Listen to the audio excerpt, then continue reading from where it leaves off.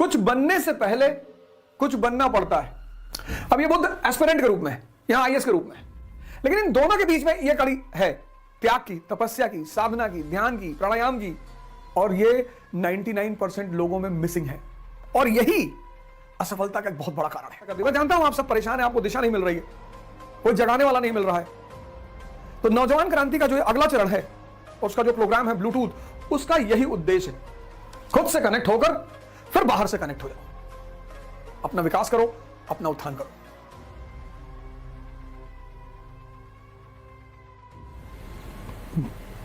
जय हिंद फ्रेंड्स।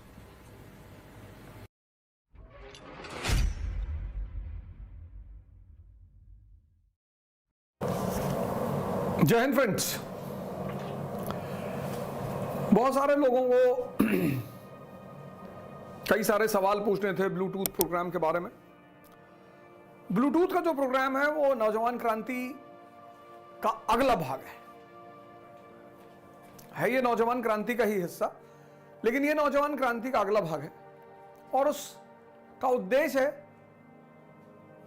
श्रमण आंदोलन को भारत में प्रोत्साहित करना। श्रमण, अब दो शब्द हैं, एक श्रमिक, एक श्रमण।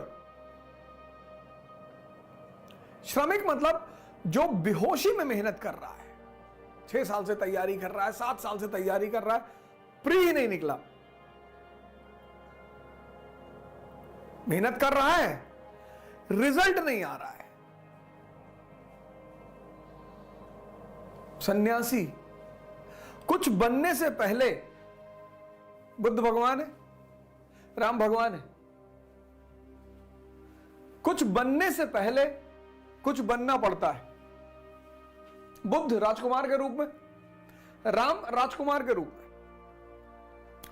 राजकुमार से भगवान की जो दूरी इन लोगों ने तय की, उसके बीच में यह है, यही था भारत का सन्यासी आंदोलन, यही था भारत की जान।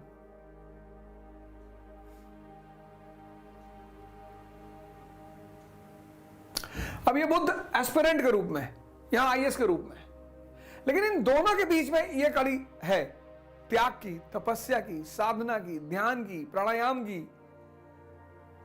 आज के भारत ने क्या किया? इस बीच की कड़ी को छोड़ दिया। उसको सीधे राजकुमार से भगवान बनना है, संभव ही नहीं है, संभव ही नहीं है।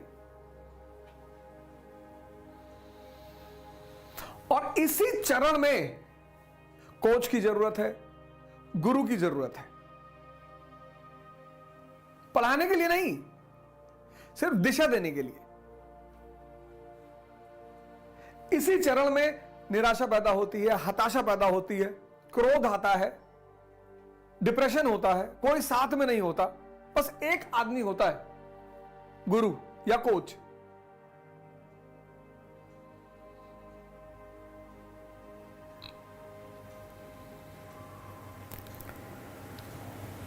इस फोटो पर विचार करिएगा।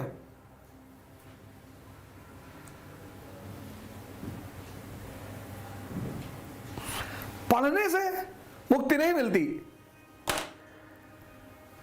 पर एक आश्रम था संत महात्माओं का, कई सारे सिद्ध महापुरुष वहां रहते थे। तो उस आश्रम के एक पेड़ पे तोतों का एक परिवार भी रहता था।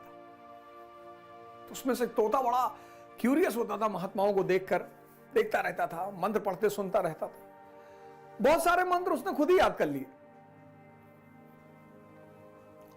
महामृत्युंजय का जाप करने लगा, गायत्री मंत्र पढ़ने लगा, गीता के कई श्लोक याद कर लिए। एक दिन आश्रम में उन महात्माओं से मिलने सेठ जी आए और तोता बैठा ऊपर मंत्र पढ़ रहा था, क्योंकि जान लेने के बाद दिखाने की प्रवृत्ति होती है सब में। सेठ जी ने कहा, पकड़वाओ यार, तोता बड़ा शानदार है। तोता पकड़वा लिया गया। तोता पहुंच गया पिंजरे में।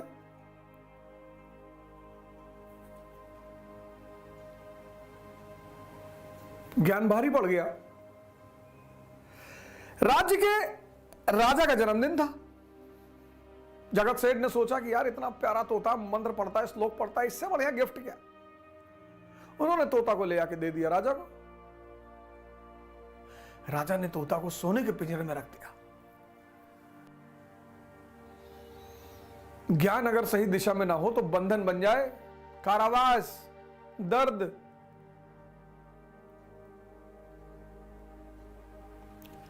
तो एक बार राजा ने भागवत कथा पढ़ाई। तो पंडित जी आए, भागवत कथा पढ़े, और भागवत कथा होने के बाद जब कथा का अंत हो तो कहे हरि बोले मुक्ति होए, ज्ञान मिले मुक्ति होए। और जैसे पंडित जी बोले हरि बोले मुक्ति होए, ज्ञान मिले मुक्ति होए, तोता पकड़ ले, कहे पंडित जी झूठ बोल रहे हैं। पंडित जी को बहुत बुरा लगा कि यार ये सबके सामने कह रहा पंडित जी झूठ बोल रहे हैं।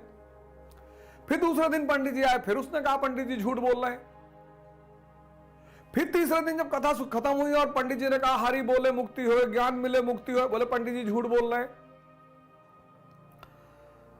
पंडित जी तो बेचारे बहुत टेंशन में आ गए, यार ये बहुत बदतमीज आदमी है यार। तो पंडित जी ने जाके अपने गुरु से कहा कि राजमहल में एक तोता है और राजा का प्रिय तोता, कुछ कह भी नहीं सकते, और जब मैं कथा के अंत में कहता हूं हरि बोले मुक्ति हो, ज्ञान मिले मुक्ति हो, कहता पंडित जी झूठ बोल रहे।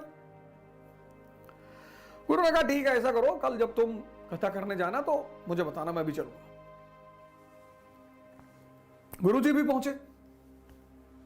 गुरु जी गए और तोतों के कान में उन्होंने कुछ कहा। फिर गुरु जी चले गए। गुरु जी ने कहा पंडित से कि अब आप बोलो, आप ये परेशान नहीं करेगा। तो फिर अगले कथा पंडित जी ने कही, फिर उन्होंने कहा हरि बोले मुक्ति होए, ज्ञान मिले मुक्ति होए। अब की बार तोते ने कुछ नहीं कहा। भागवत कथा खत्म हुई, तोता कुछ बोला ही नहीं। पंडित जी भी बड़े हैरान हो गए, गुरु जी ऐसा क्या बोल दिया इसके कान में। खैर जिस दिन भागवत कथा खत्म हुई उसके दूसरे दिन तोता जो है सुबह पिंजरे में पड़ा हुआ था। देखा लोगों ने, हिलाया डुलाया, हिला ही नहीं। लोगों को लगा मर गया।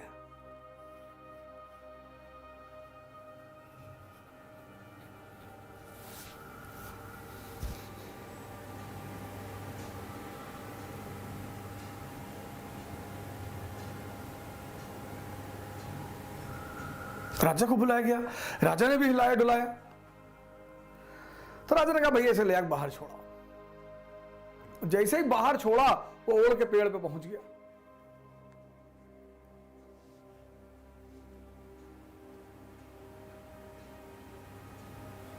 उड़ के पेड़ पे पहुंच के डाल पे बैठ के बोला कि हरि बोले मुक्ति भले ना होए, ज्ञान में बोले ज्ञान मिले मुक्ति भले ना होए, गुरु मिले मुक्ति होए। ये फेस।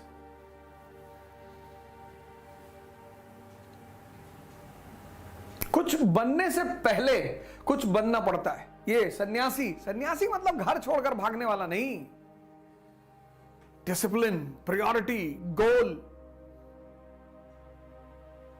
और ये 99% लोगों में मिसिंग है, और यही असफलता का एक बहुत बड़ा कारण है। पढ़ने लिखने से आप हवाई जहाज में ट्रेवल करो, सबसे ज्यादा पढ़े लिखे लोग वहीं बैठते हैं, और वो बेचारी एयर होस्टेस कितनी बार बोलती है open the window, close the tray table, straighten your chair, seat belt लगाओ। फिर बाद में आके सबको सीट बाय सीट बोलती है कि please sir close your tray table. सबसे पढ़े लिखे लोग वहां बैठते हैं। फिर प्लेन लैंड किया, जैसे ही लैंड करके रनवे पे पहुंचा, कई लोग खड़े होते कि भैया, वो चिल्लाती रहती sir please sir please sir please. अरे सर को समझ में आए तब तो। मैं तो हमेशा कहता हूं कि इंडियन प्लेन्स में एयर होस्टेस नहीं होनी चाहिए, बाउंसर्स होने चाहिए। खड़े हुए मारा भड़ाक से 4 फुट नीचे।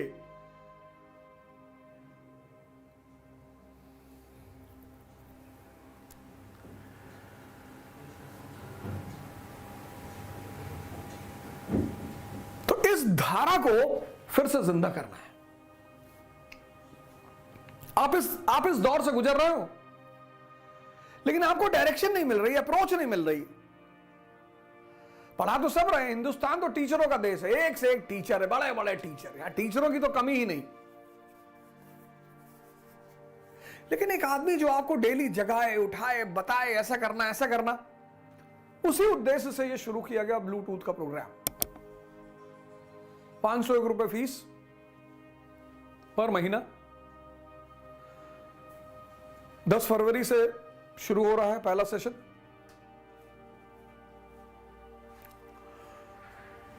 जिन लोगों ने 10 फरवरी तक एडमिशन ले लेंगे, 11 फरवरी के बाद जो एंटर करेगा उसको 1100 रुपए देना पड़ेगा। 6 महीने बाद फीस बढ़ जाएगी और 1 साल बाद इस प्रोग्राम का पूरा स्वरूप बदल जाएगा।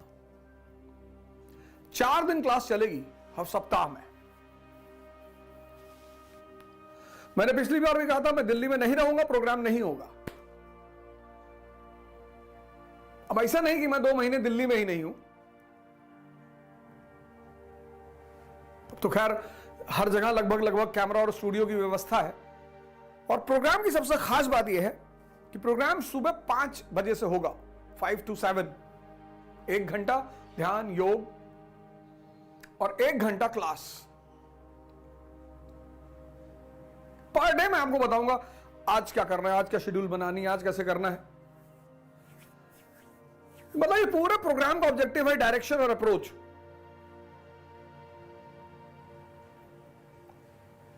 पांच से 7, 1 घंटा ध्यान योग, 1 घंटा पढ़ाई, सिर्फ एनसीईआरटी, कोई नोट्स नहीं, कोई रिकॉर्डेड लेक्चर नहीं, कुछ भी नहीं, कोई नोट्स नहीं, कोई रिकॉर्डेड लेक्चर नहीं। आपका आज का प्रोग्राम छूट गया, उसका कोई रिकॉर्डेड लेक्चर नहीं, कोई नोट्स नहीं, सिर्फ एनसीईआरटी। 10 फरवरी से जो पहली एनसीईआरटी शुरू होगी वो है modern India, Vipin Chandra class 12th। 10 फरवरी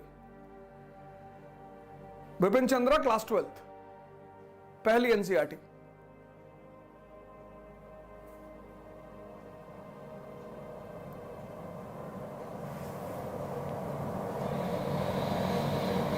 ये पूरा था प्रोग्राम का स्वरूप। सुन लीजिए टर्म एंड कंडीशन, फिर एडमिशन लीजिएगा। डायरेक्शन और अप्रोच के केंद्रित है ये प्रोग्राम, सिर्फ डायरेक्शन और अप्रोच। पूरी एनसीईआरटी पढ़ाऊंगा, history, polity, economy, general science, सब।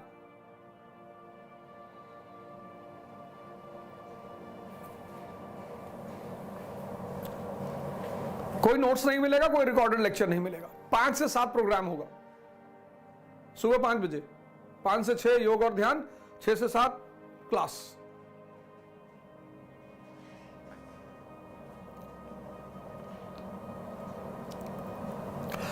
और इस धारा को रिवाइव करना है, बिना तपे, बिना गले, बिना मरे इस स्टेज पे कोई पहुंचेगा ही नहीं। आप इंडिया में कोचिंग करो, इलाहाबाद में करो, दिल्ली में करो, लंदन में करो, न्यूयॉर्क में करो, कोई फर्क ही नहीं पड़ता। बहुत मैसेजेस आते हैं मेरे पास, सर प्लीज मेरी हेल्प कर दीजिए, सर मुझे बता दीजिए, सर ऐसा कर दीजिए। मैं जानता हूं आप सब परेशान हैं, आपको दिशा नहीं मिल रही है, कोई जगाने वाला नहीं मिल रहा है। तो नौजवान क्रांति का जो अगला चरण है, उसका जो प्रोग्राम है ब्लूटूथ, उसका यही उद्देश्य है। आप यहां पे हैं, राजकुमार है, अब आपको तपना पड़ेगा, गलना पड़ेगा।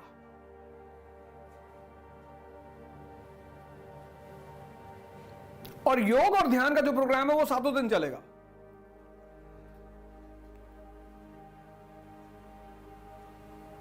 वो तो 7 दिन चलेगा, फिर यहां पहुंचना है। यह भारत की सबसे बड़ी विधा थी, सबसे बड़ी। इसलिए पश्चिम को भारत के सन्यासियों को बदनाम करना है किसी भी तरह से, क्योंकि उनको पता है कि जिसने सन्यास की कला समझ ली वो सुपरमैन। ये बात पश्चिम को पता है कि जिसने भारत में सन्यासी की कला पकड़ ली वो Superman, Superman, super human, God. तो उन्होंने कहा कि इस विधा को डिस्टर्ब करूं, लोगों को दिग्भ्रमित करूं।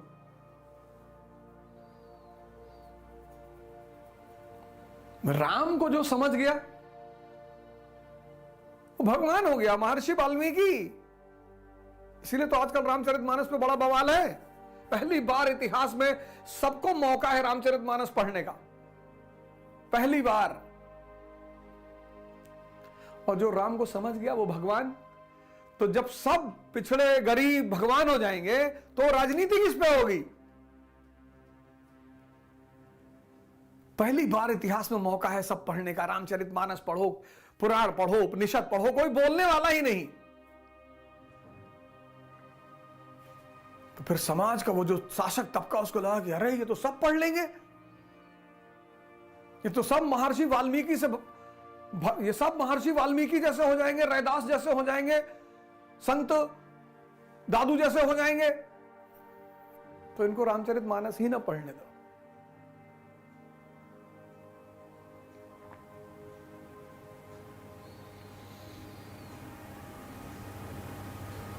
ये है नौजवान क्रांति 2.0 का मेन प्रोग्राम ब्लूटूथ। खुद से कनेक्ट होकर फिर बाहर से कनेक्ट हो जाओ, अपना विकास करो, अपना उत्थान करो। 10 फरवरी सुबह 5 बजे मिलेंगे। जय हिंद।